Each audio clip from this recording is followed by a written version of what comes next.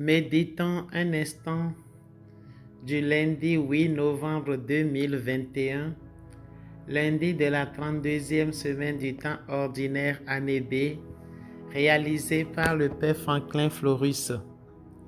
Les textes soumis à notre méditation ce jour sont tirés de Sagesse 1, 1 à 7, Psaume 138, 139, Luc 17, 1 à 6.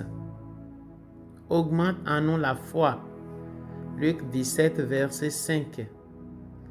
C'est de la foi que nous avons besoin pour relever les défis spirituels qui sont les nôtres aujourd'hui.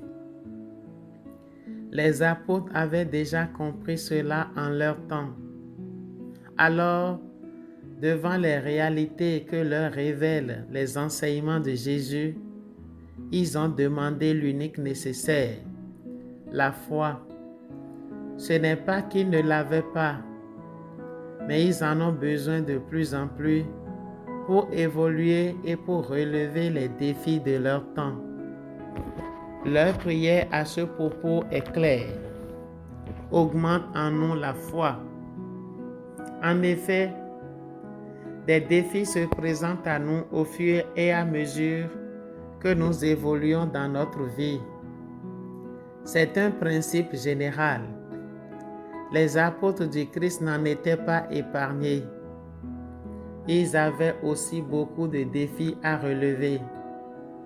Devant une telle montagne, on se demande souvent comment y arriver ou comment s'en sortir.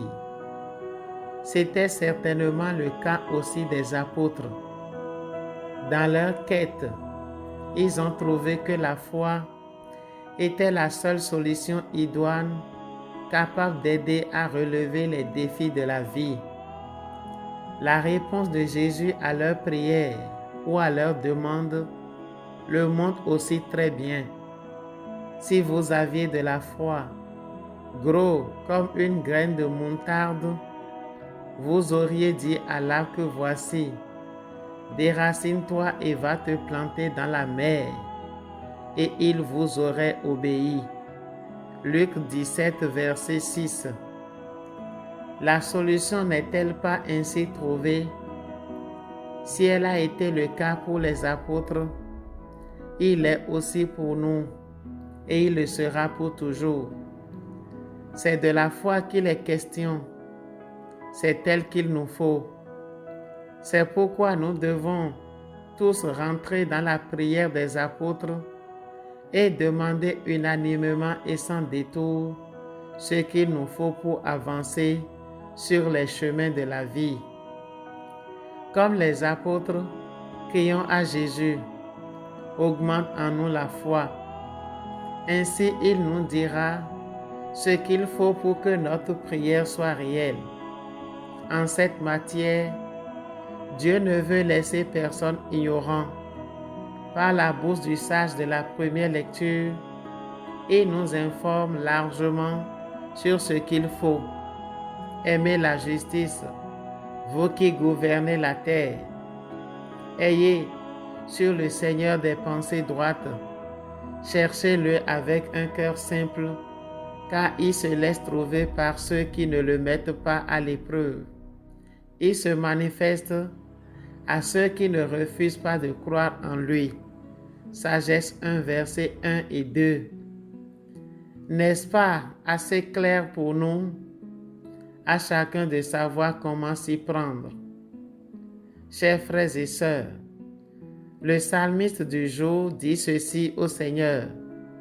Conduis-moi, Seigneur, sur le chemin d'éternité. Confesse Psaume 138, verset 24b. N'est-ce pas ce qu'il faut à chacun de nous en ce moment? Seul le Seigneur peut nous conduire sur ces chemins qu'il nous révèle, car c'est lui qui scrute les cœurs et les reins.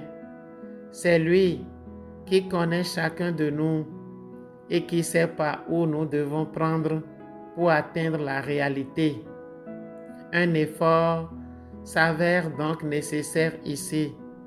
Se laisser conduire. Oui, chers amis, laissons-nous conduire réellement par le Seigneur. Son esprit est très actif dans ce sens. Soyez bénis.